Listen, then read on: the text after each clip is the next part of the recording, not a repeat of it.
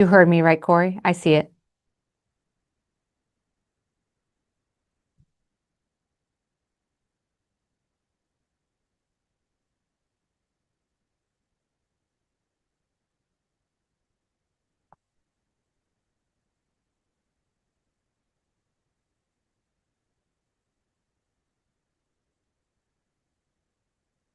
Good afternoon.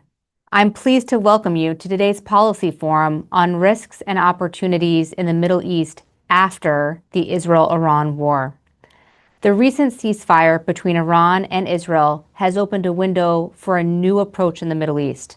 But what should the U.S. aim for, building on the historic weakness of the Islamic Republic of Iran?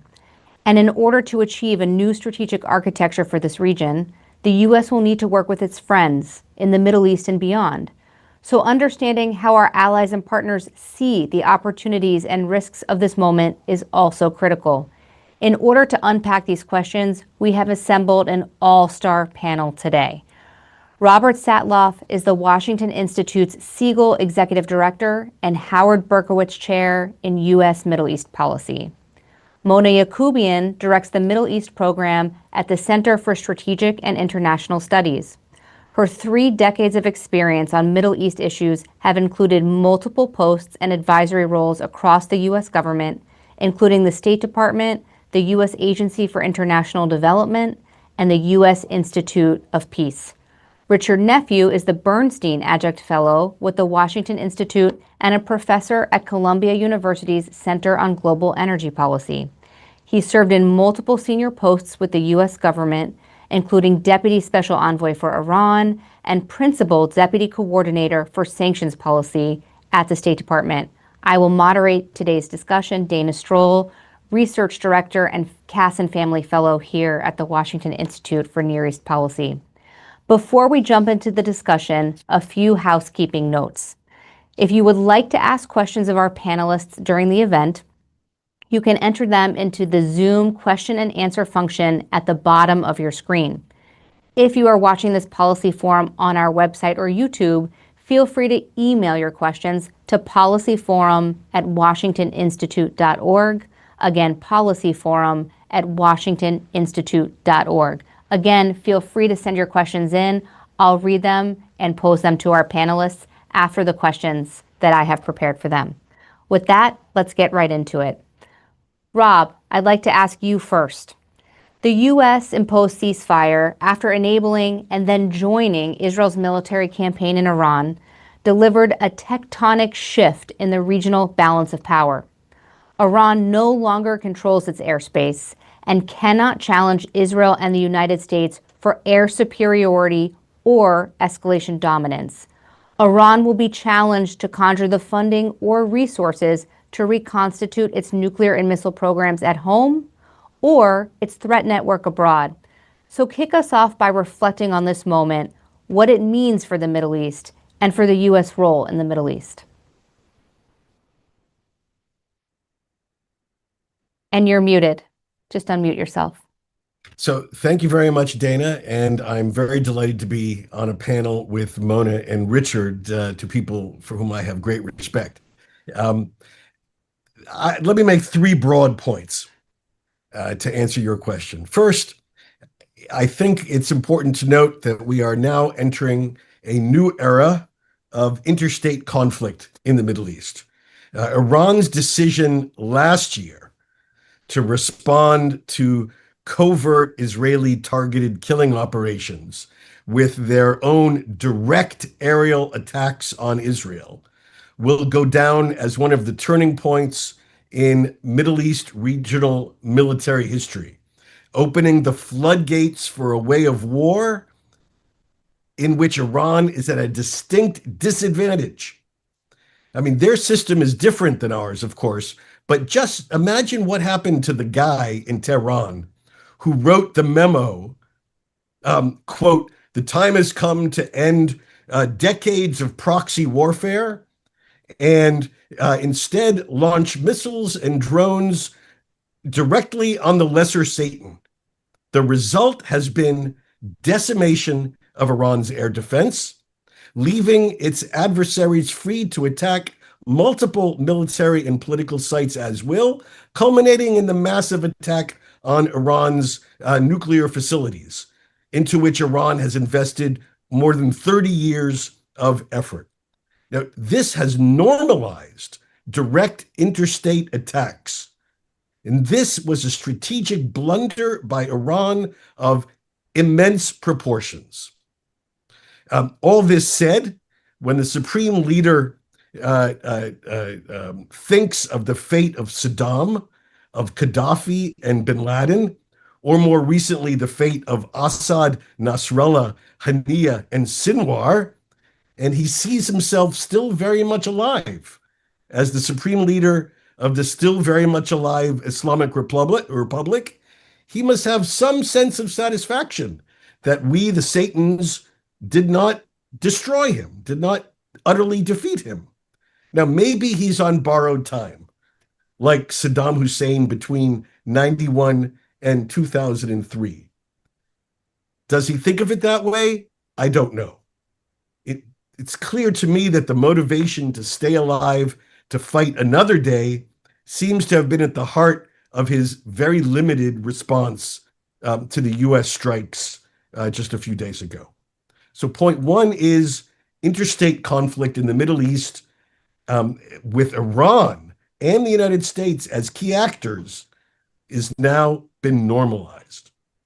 Two, we now have new red lines for U.S. military action against Iran itself. One of the tensions in U.S.-Israel strategic relations for years was that it was assumed that the Israeli red line or their threshold for military action was lower than America's red line or its threshold for military action against Iran. By ordering U.S. attacks on Iran's military facilities, Trump erased that gap. We now own the policy of prevention against Iran's nuclear facilities. And this has huge implications, not least for America's presence in the region, which becomes even more important militarily than it was before these attacks. If we're serious with ourselves, the bar for action has lowered considerably. Here, what do I mean? I mean that two things can both be true at the same time.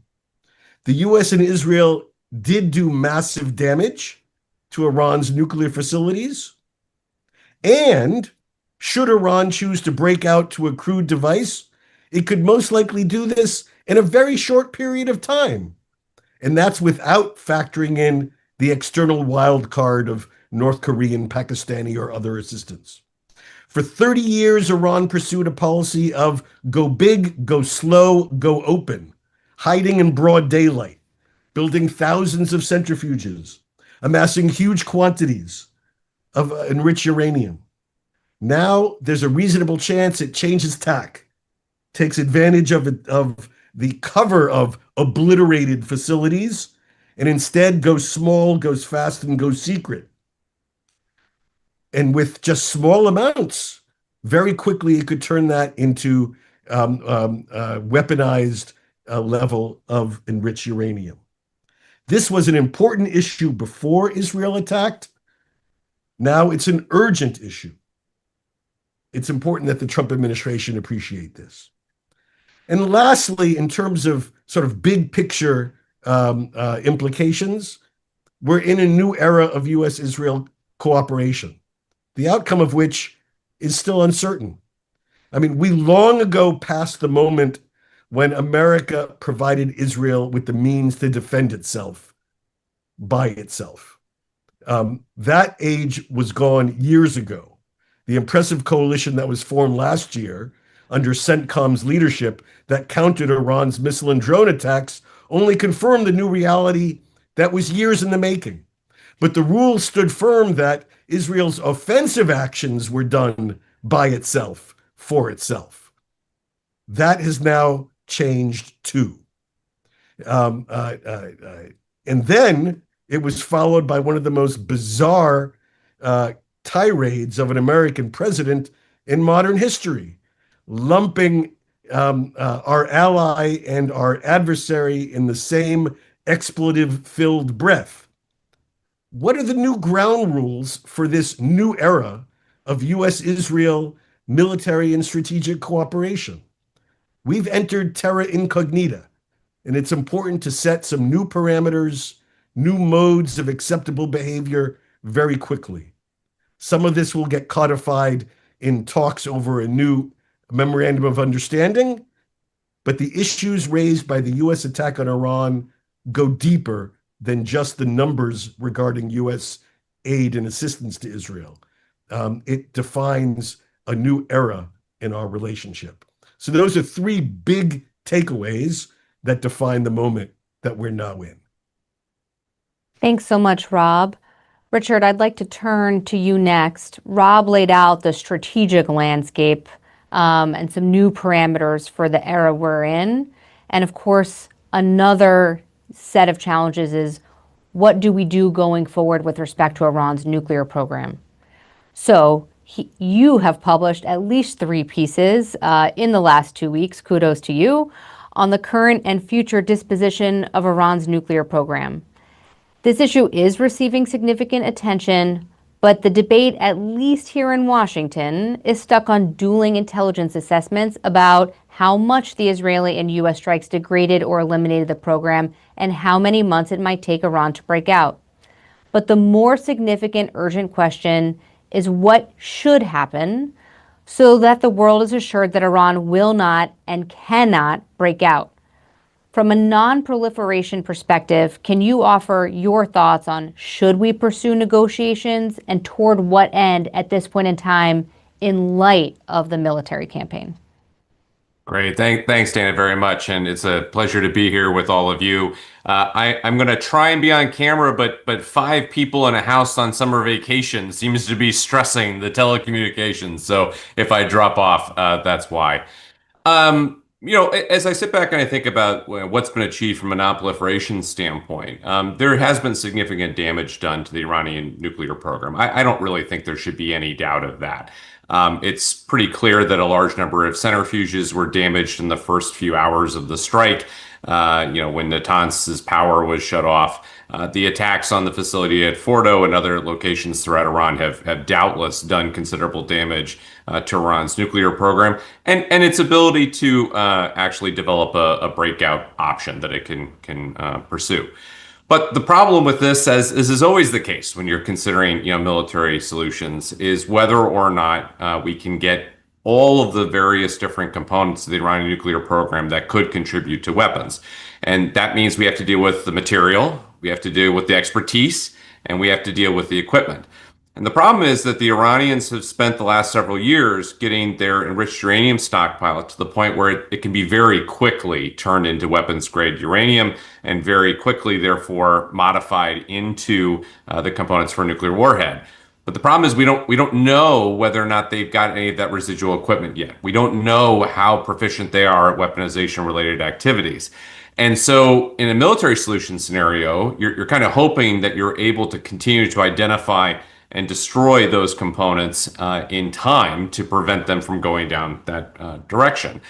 Basically, you are very much in a we must stop now each one of those potential points of progression.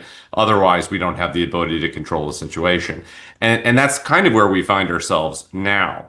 It's part of the reason why I think there has to be consideration given to a diplomatic outcome here. But of course, the moment you started dropping bombs on people, it's very difficult to get into a diplomatic outcome. And you have to be in a position to make it worth the other side's while. I think this is part of the reason why I've seen the president start to talk about sanctions relief, which would probably have to be a component of any deal in which the Iranians enter willingly. That, of course, is very jarring, to consider right now when there are open questions about what the Iranians would do with sanctions relief, when there are open questions about what a deal would potentially involve, and especially whether or not international inspectors could go back in and verify all the various different parts of the program. An example I keep using with people is imagine inspectors go in, they say to the Iranians, we would like to see the 400 kilograms of 60% you produced, and the Iranians say, It was all destroyed in your attacks at Natanz and Fordo and Esfahan. It's all gone.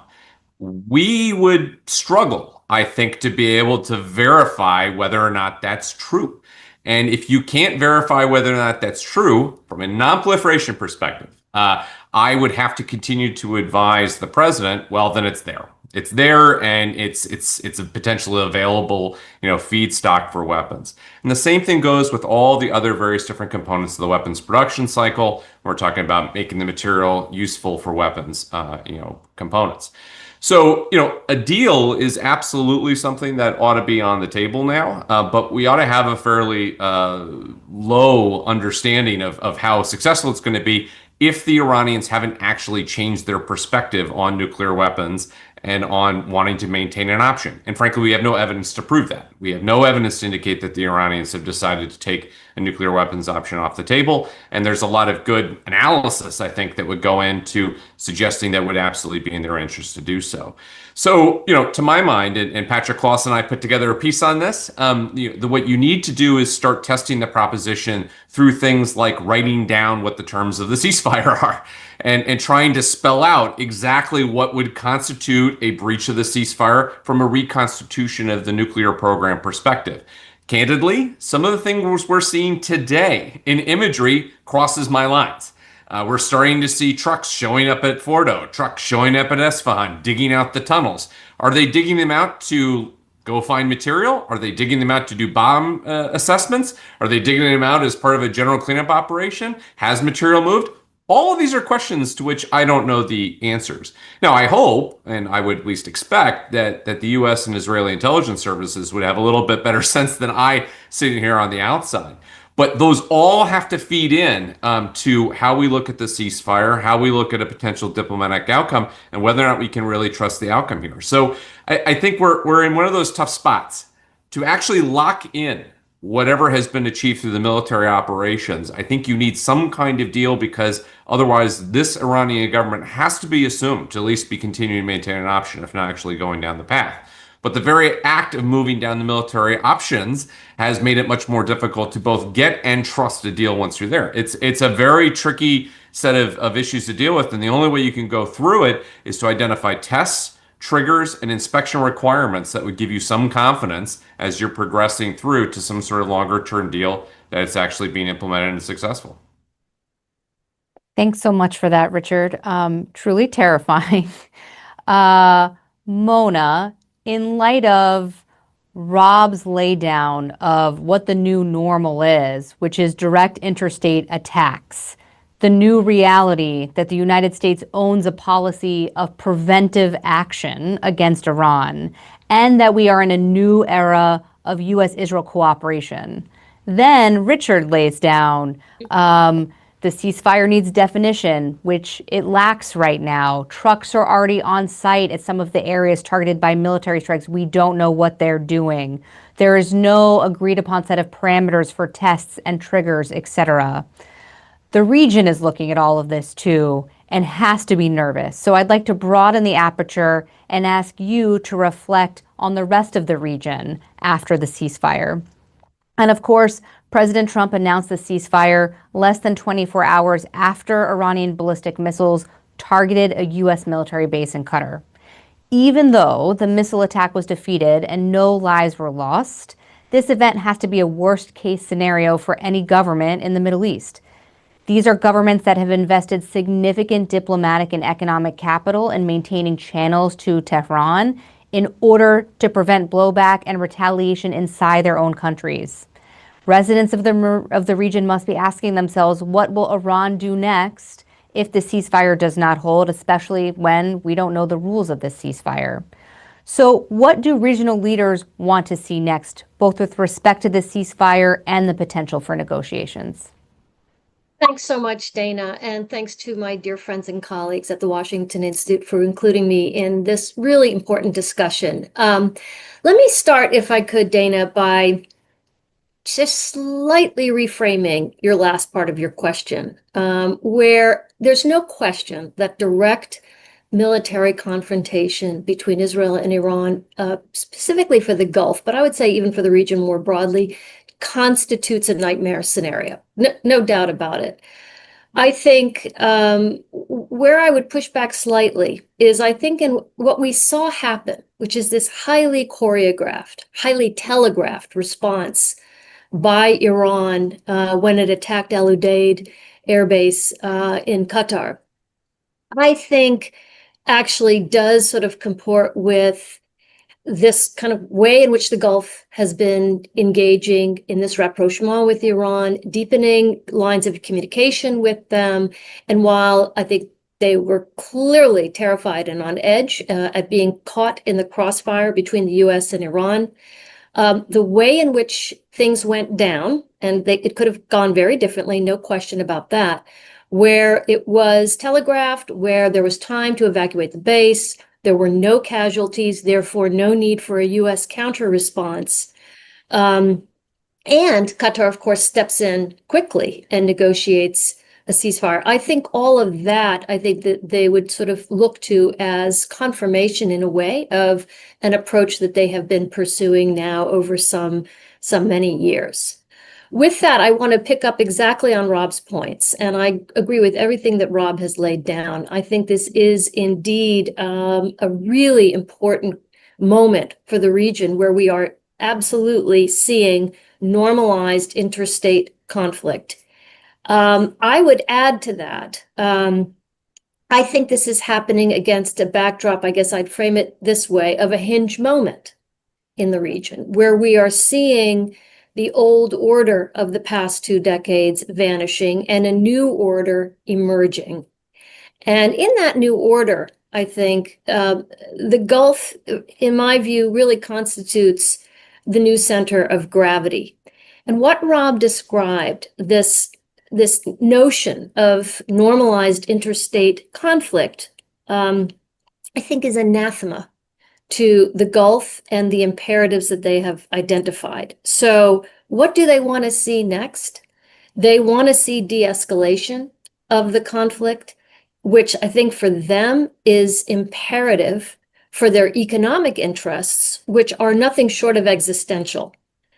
And as a result, they're highly vested in finding some sort of way forward between the US and Iran. Some Gulf interlocutors call this an historic opportunity, but I think they're looking at this as an historic opportunity toward finding a diplomatic solution to Iran's nuclear and regional ambitions, which they are not comfortable with, let me be very clear, rather than a military solution. So in other words, has Iran been weakened enough that it will be compelled back to the table and a deal can be negotiated? I think as part of this sort of emerging order from the Gulf perspective, I would argue that they have looked at Iran as essentially a power to be integrated rather than isolated. They pursued the path of isolation, and I think many of them felt that what they got was simply being caught in the crosshairs and did not see much payout for that. And so I think they're going to try to sort of encourage the US and Iran to return to the negotiating table.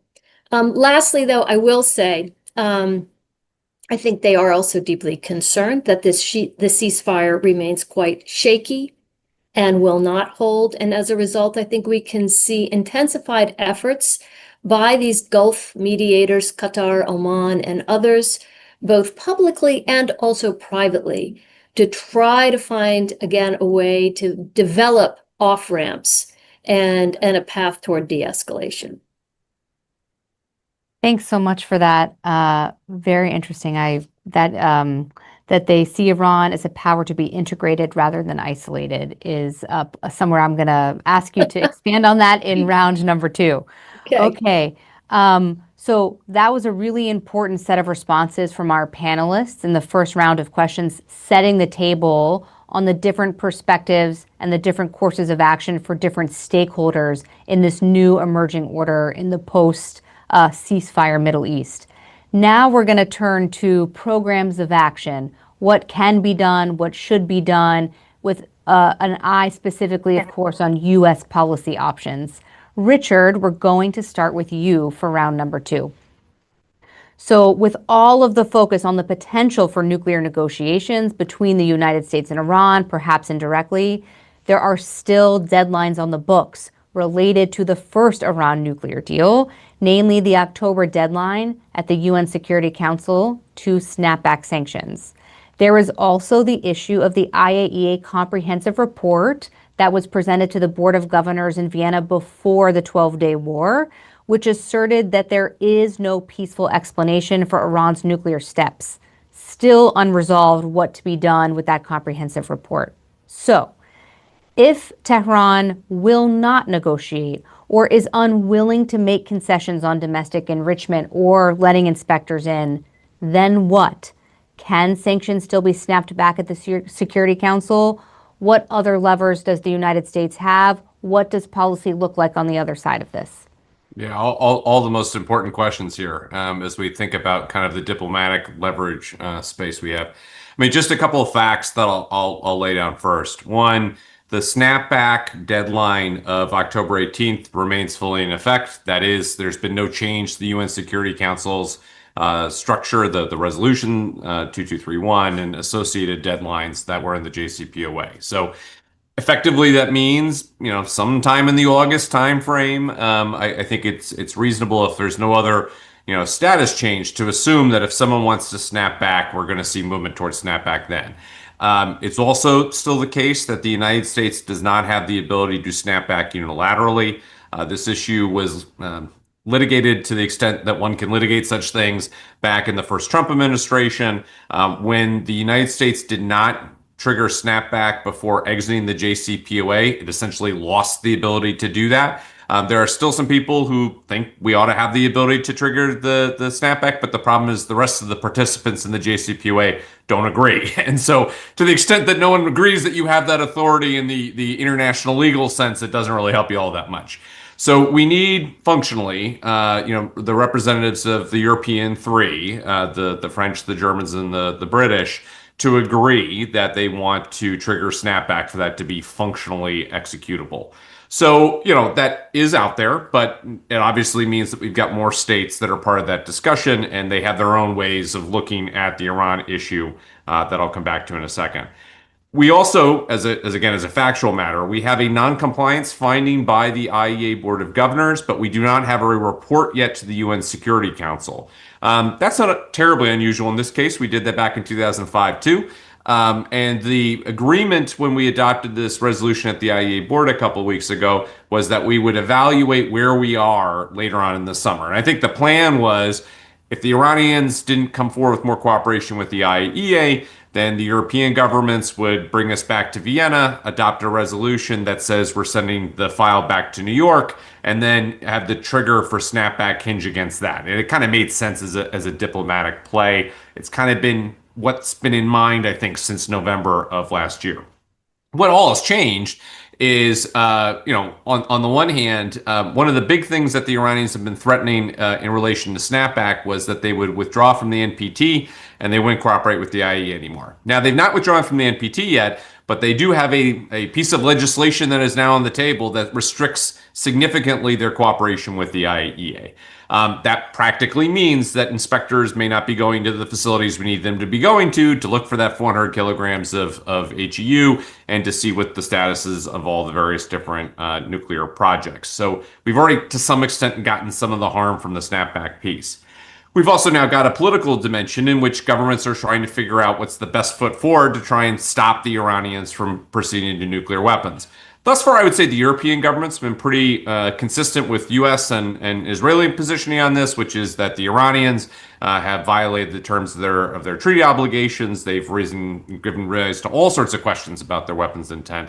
And so, frankly, they are agreeable to, some kind of diplomatic solution still, but they also recognize that a military approach wasn't out of bounds, is I think the safest way to say it, with differing views amongst the European three about whether or not it was a right thing to do or a wrong thing to do at the time in which it was done. Which to me all adds up to, I think the most likely scenario is that there is still going to be pressure on the Iranians to cooperate fully with the IEA. The fact that they're restricting access now is going to contribute to that next IEA board meeting that will probably report around to the Security Council again and probably set up the terms for snapback, even if the risk of that is the Iranians withdraw from the NPT and further restrict their cooperation with the IEA. The real problem, just being blunt about it, is to what extent that matters. So the UN sanctions that are going to be snapped back have value from a non-proliferation perspective, both in terms of dealing with missiles and nuclear components. They actually probably have more value now post-strike than they did pre-strike because the Iranians are going to be in reconstitution mode. And so they're going to be looking for components that would be useful to their nuclear missile programs that may have been less important from the overall trajectory of the program before the military action was there. So I think it is a reasonable thing and a sensible thing to do to try and clamp down on Iran's nuclear missile programs. Will that have an economic dimension, though? That's where I think we should have some low amount of confidence here and some healthy skepticism. The UN sanctions really didn't target Iran's economy. There were some provisions that dealt with inspections, some provisions that dealt with banks, but by and large, this is a non-proliferation set of sanctions that we and our European partners used to have more economically significant sanctions. But the U.S. has maintained those sanctions since maximum pressure kicked off again in 2018. And you haven't seen a big resumption of European business activity with the Iranians since. Nor have you seen it really anywhere outside of places like China, India that are buying Iranian oil. So all this adds up to you can have snapback. Snapback will have an impact, but it's going to be much more muted than it would have otherwise. And so the real impact, I think, is going to be on those programs, but that doesn't answer the question of can we find more leverage? To find more leverage, bluntly, you have to try and clamp off on Iran's ability to export oil. And that means exporting oil to China and to a smaller extent, India. But the United States has not, under the previous administration or this one, taken the steps necessary to really clamp down on that, which includes targeting financial institutions. And so, from my opinion, the sanctions route is not going to meaningfully add a lot of pressure on the Iranians, especially not to the extent that it's going to stop them from pursuing nuclear weapons if they've decided that's the only way they can preserve their security. Thanks so much for that. Mona, over to you to help us think through a program of action or recommendations. I'm going to build on a few remarks you made in your first set of comments. You talked about the Gulf as the center of gravity, seeing this post-ceasefire period as an opportunity to lean into diplomacy and negotiations, not more military means. You talked about a general view that perhaps now is the time for integration, not isolation. And it's actually at a moment in time when Washington is talking about integration, not isolation, but they're talking about a different country that begins with I. They're speaking about Israel. So as we look at Iran and whether or not it is willing to make any concessions, willing to change its regional behavior, which has been the center of gravity for instability in the Middle East, what specifically are the Gulf governments willing to do, both in terms of their own policy to support pushing back on or moderating Iran's problematic activities, making concessions, allowing inspectors in, the things that Richard is talking about, in order to provide assurance that they're not seeking an illicit nuclear weapon? The kinds of things that would enable Iran's integration in the region would require adjustments in behavior by the regime. What skin are Gulf governments willing to put into action, into the game, to make that a reality? And what would they like to see in terms of U.S. actions in order to bring about that reality? Yeah, so to be clear, I think the Gulf, two things can be true at the same time. I think the Gulf is probably breathing a huge sigh of relief in terms of the ways in which Iran's ballistic missile capabilities, and frankly, over many months, its proxies have really, those capabilities have been eroded. At the same time, I do believe that the Gulf absolutely feels that the path forward is one of diplomacy and negotiation. So what kind of skin does the Gulf have in the game? Well, first, I think we've already seen them play a very important role as mediators. We've seen Oman step up and mediate between the US and Iran in a very significant way. We've seen Qatar also, even most recently, play that mediating role. I suspect that those capabilities they will continue to bring to the table, to bring to the fore, to offer themselves up, perhaps to find ways in which to, I think, incentivize Iran. So one of the things I've been struck by in conversations with colleagues from the Gulf is, I think, a real strategic shift in their viewpoint on Iran, the role of Iran, and what is in the Gulf's strategic interests. I think they saw that 2019 was really a watershed moment when Iran, through proxies, attacked a Saudi oil facility, taking Saudi oil production, 50% of it offline. This is at Abqaiq. And there was no U.S. response. And I think that was a moment in which the Gulf decided the way forward is not confrontation with Iran, but rather finding a way, as I said, to integrate, to work with Iran. I don't know that that has shifted. I don't see that calculus changing even following what's just happened. I think instead we're going to see how the Gulf perhaps think through how to further incentivize negotiations. I think the idea of, I think their feeling is that a cornered Iran is an Iran that lashes out. And again, they're the ones that pay the direct cost of the fallout. And so I think they'll be looking to provide creative paths forward, important mediating skills, maybe resources down the road, not clear, in order to try and see that reality come to a fruition. I think they are not looking to have a Middle East that is characterized by what I think, again, Rob rightly noted, as interstate conflict with, frankly, no guardrails. That, I think, is deeply, deeply concerning to the Gulf and to the rest of the region. So I think that's how you're going to see them leveraging their capabilities, both through mediation abilities, but also perhaps providing resources and other incentives down the road if things actually kind of move. But again, I think that's way down, that's way off on the horizon. I think the concerns today are really more that this current ceasefire is extremely fragile and that the region could fall back into conflict very quickly and very easily.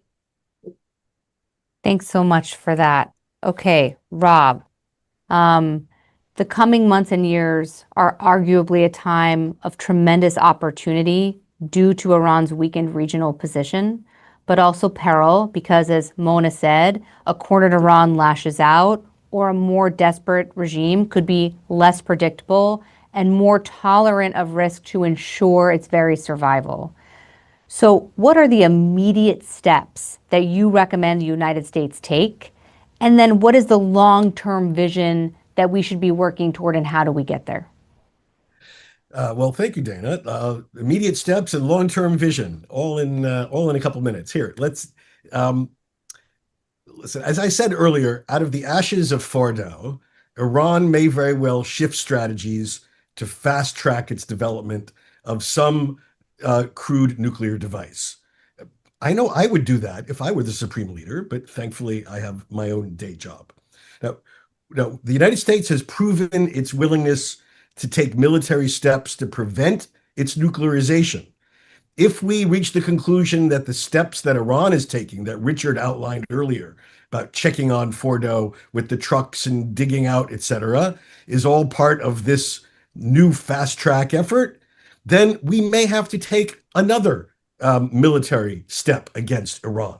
Indeed, it's the second attack that would prove both to Iran and the region that the U.S. is not one and done. And I think that's a real fear from this administration. I think it's a real fear out in the region that we are one and done. Now, the goal, of course, is not to have 3, 4, 5, 6 attacks. The goal is to confirm in the minds of the Iranians and everyone else our commitment to this via diplomacy. Via diplomacy. It may take another step in order to get them to the table to confirm it via diplomacy, but diplomacy should be the objective. And very clearly, we need to take our military success and translate it into political achievement. That's what diplomacy is all about. With the Iranians, using economic and diplomatic carrots that go side by side with the military tool, the big stick, the goals are simple. An agreement by Iran to forswear enrichment, admit all secret sites, transfer HEU to international control, and agree to intrusive international inspections. Iran's agreement for strict limits on ballistic missiles and on drone production and the exporting of their components abroad. These are what we need from the Iranians. And we have to have the mix of carrots and sticks to achieve it. Now is when we do this. This is the moment. We cannot push this off. The mixed messaging from the administration on whether we need an agreement is wrong. We need an agreement. The agreement should be built on our commitment to use force in the absence of an agreement. But our goal should be an agreement. Now, I would just add, since you asked me about, big picture, I think we're ripe to go big on other fronts too. I think that U.S. leadership can take this moment to work with the Israelis for an end to the Gaza conflict. An end to the Gaza conflict based on the immediate release of prisoners, of all the hostages, the deportation of key Hamas leaders, phased withdrawal of the IDF to Gaza's periphery, handoff security control to joint local Palestinian and other Arab state forces, which will in turn confiscate and collect Hamas weapons. I think that is ripe for American leadership to bring about that sort of outcome. On another front, I think it's ripe for American leadership at the moment, especially having done what we did in Iran, to compel the leadership of Lebanon to swiftly fulfill its ceasefire responsibilities to disarm all militias as a top national priority. Otherwise, the Israelis are going to do it militarily. And there's a way to do this without having the Israelis doing it militarily. I don't know if people here saw what Walid Jumblat, the leader of the Druze, did over the weekend by announcing, you know what? The Israelis and the Americans won. So I'm handing over my arms to the government. We should all recognize this, he said. He said not happily, but he said that. We should be taking advantage of this moment to be compelling others in Lebanon to make this decision, and it will require the leadership in Lebanon, the new president, the new prime minister, to take action and not wait for the Israelis to do their dirty business for them. I, for one, think that the potential for Israel-Lebanon peace and normalization is actually very real. After all, there's virtually no territorial issue on that front. I know there's a lot of nice, happy talk about the potential for Syria-Israel, but let's remember, even with the best of intentions, there's something big up there called the Golan Heights that Syrians and Israelis don't agree on. So, let's get our priorities all straight. Very important for the U.S. to get the Gulf deeply engaged in helping to grease all these things. Yes, with their assets, but with their investment, with the diplomatic support, and in some cases, like with the Emiratis in Gaza, even with their people. Very important to get them engaged. At the end of this, there may very well be Saudi-Israel normalization. That I think will take some time. I can't imagine the Saudis are going to get in front of all this. They're going to want to see how these things play out, but it's still a reasonable goal. One piece of this that I did not include that was in a lot of the talk over the last 72 hours between the United States and Israel, a lot of the news reports about an agreement on principle of the steps forward, and that is I don't think that there can be a U.S.-endorsed unilateral Israeli annexation of West Bank territory as part of any of this that I've just talked about. I think people have to get real about this, that there's a choice that needs to be made. Either Arab states are going to help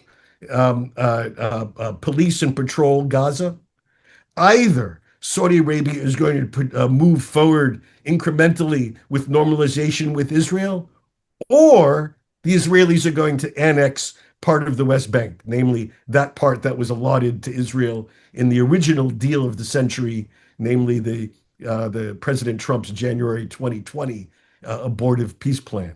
You cannot have them both.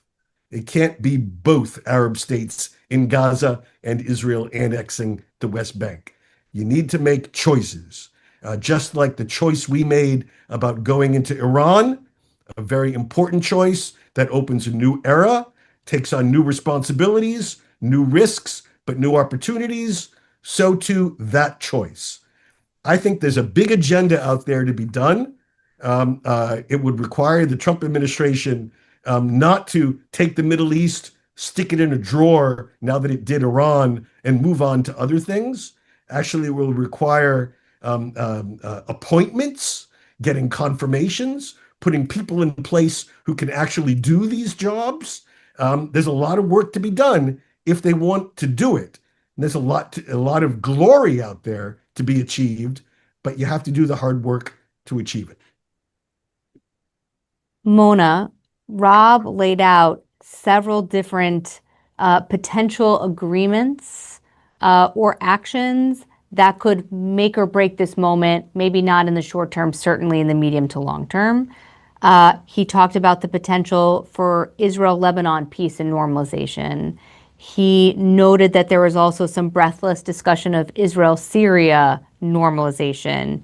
He dangled out that Israel-Saudi normalization is still on the table at some point, but the Saudis are going to watch how events unfold over the coming months and potentially years. He talked about the potential for Arab state involvement in Gaza and the risk of foreclosing Arab participation in some sort of Gaza stabilization or Palestinian governance if there is Israeli annexation of the West Bank. So I just want to turn it over to you and give you an opportunity to share views on that range of possibilities. Yeah, I mean, I think Rob's framing of the either or is exactly right.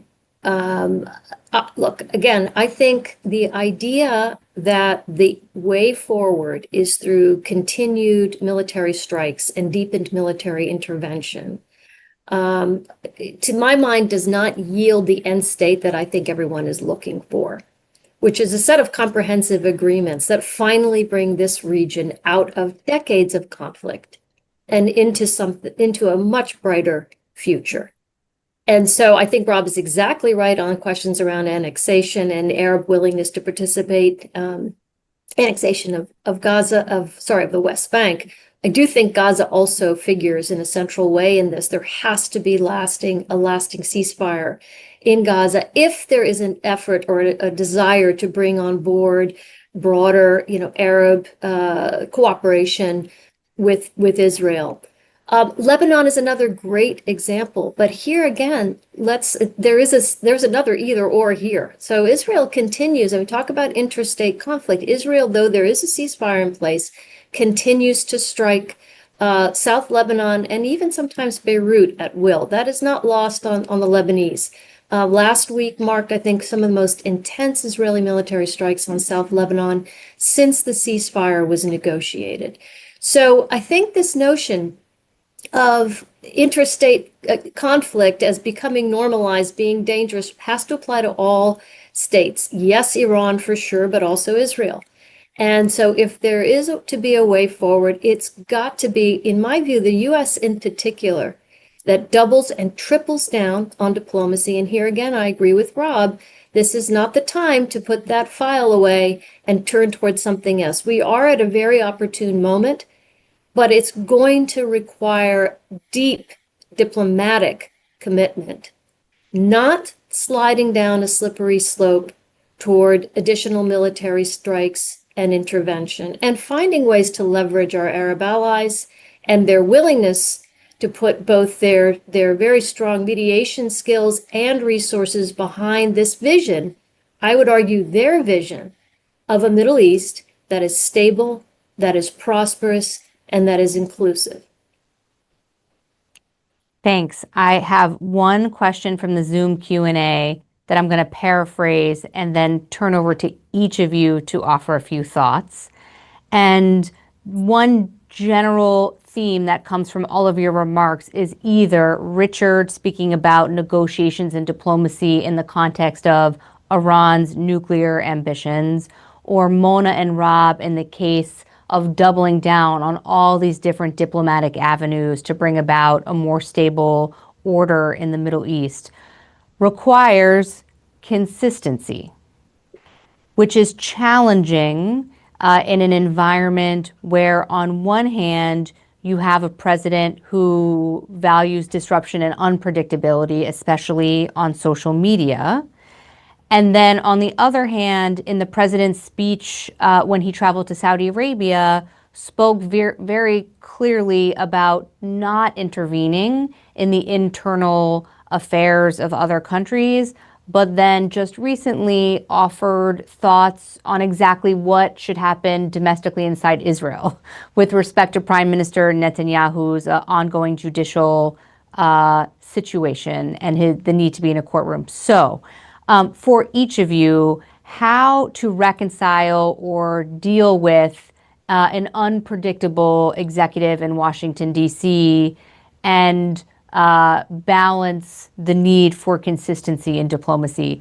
Richard, because I adore you, I adore all of you, but I'm going to go to you first, then Mona, then Rob to bring us home. Man, that's a rough question. I'm glad I haven't upset you in some fashion. Look, I guess I would say this. There definitely is benefit from the standpoint of trying to convince the Iranians that continuing down nuclear reconstitution is a bad idea.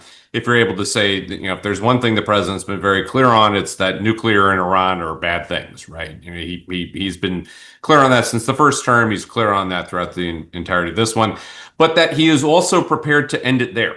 Right. If you are trying to convince the Iranians that there is an opportunity to make a deal and to, come forward and get sanctions relief and similar, I mean, this is a president who both can do it and is willing to do it and has the ability to drive his party to do it, too. So, there is still a space here for the Iranians to explore if they wanted to do a deal. It will require them making sacrifices on their nuclear options that they've hitherto been unprepared to make. But let's go with an assumption that everything I said earlier is wrong, and that in fact that the strikes were able to destroy all those different bits of the program, or even less wrong, but just the things I asked questions about have answers, and those answers they're gone. All the various different bits of material and equipment are gone. If you're in that Iran situation, they might then see it's absolutely in their interest to strike a deal, and the fact that the president has been a little bit, flexible in terms of the means and how he'll try and do this, but has been resolute in what he wants to achieve, no nuclear Iran. That's a space. That's an opportunity that actually can be, useful here, especially if he is, someone who is still prepared to use nuclear or use military force to deal with the nuclear program. So there is an avenue here that is possible, that does give some hope, I think, that you could strike a deal. The problem that comes along with that comes back to the consistency point. And I couldn't agree more with Rob and Mona about, if you're going to strike a deal and then you're going to monitor a deal, you're going to have to spend a lot of time on it. And this isn't something that's going to be a one and done. It's not going to be something that you're going to be able to set aside, whether that's a military one and done or a diplomatic one and done as well. So it's, it's one of those issues that if you're going to achieve your actual objectives, you have to be on it, and you have to try and make sure that all the implementation work goes along with it as well. Mona? So I think, let me pick up first on one of Richard's points, which is, I think this idea of incentivizing Iran to make a deal stands in contrast to the potential that if it sees no other option, it does indeed race to a crude nuclear device. And so, we have to understand that it may be that kinetic means on this don't get us to where we want to be. Arguably, you could make that argument. So let's just, for the sake of argument, say we all believe that a deal or diplomacy is really the way forward. But now we're faced with the problem of a disruptive executive and one that's kind of prone to inconsistency. And here I would say, well, let's play to something else. Let's play to a potential Nobel Peace Prize. I mean, I know I'm not the first to say this. This has been uttered many, many times. But let's play to another quality, right, of our executive, which is ego and a desire for success. And I think we would all agree that the success that's potential here would be enormous and unmatched, both in terms of addressing the Iran problem, addressing the issues, the Israeli-Palestinian issues, addressing issues with Lebanon, with Syria. And if all of these great wise minds come together and play that role, I think in Washington, I think that is critical. And I do think there are many, many in the region who also see it that way. And so I would say, let's make an appeal to ego. Let's make a campaign for President Trump getting the next Nobel Peace Prize. Rob. Okay, well, consistency. Consistency is the hobgoblin of small minds and small countries. Big countries don't have to be consistent. When you're a great power, you can have one policy toward a country near to you and a totally different policy to a different country very far away. That's why you are a great power. I can live with inconsistency. I think the world has learned to live with American inconsistency over the decades. President Trump just likes to telescope it inside, with a very, what he says on Monday, he changes on Tuesday, which is a rather difficult thing to grapple with, but it's the reality. Listen, I think I would hope that the Iranians would recognize what President Trump did not do by bombing Natanz, Isfahan, and Fordo, which is a very careful effort not to produce or trigger or execute regime change in Iran, a phrase that so far has not come up in today's conversation. Yes, new era of interstate conflict, but it was targeted very much to prevent to destroy Iran's nuclear infrastructure. Between that and a regime change is the potential for diplomacy. It may take, as I said earlier, it may take another military attack on nuclear infrastructure to affirm our commitment to prevent the nuclear piece. But by always targeting the nuclear piece, it only underscores that we're not targeting the regime itself. And I think that makes it possible to pursue diplomacy if we have a real investment of effort and creativity to achieve it. I hope the Trump people are invested in this. I think it's a huge opportunity. It could reap the sort of dividend that Mona just referred to. Most importantly, it could reap the sort of dividend we need and the region needs to get beyond the nuclear issue. It won't overcome all the problems of the Islamic Republic, but it will certainly overcome this one. And I think it will have derivative benefits for all the other issues that I talked about earlier. Thank you so much. I want to thank all of our panelists today for this incredibly substantive and thought-provoking discussion. For you out there, if you're still tuned in and you liked what you heard, please check out the Washington Institute's website for daily analysis on this set of topics and many more.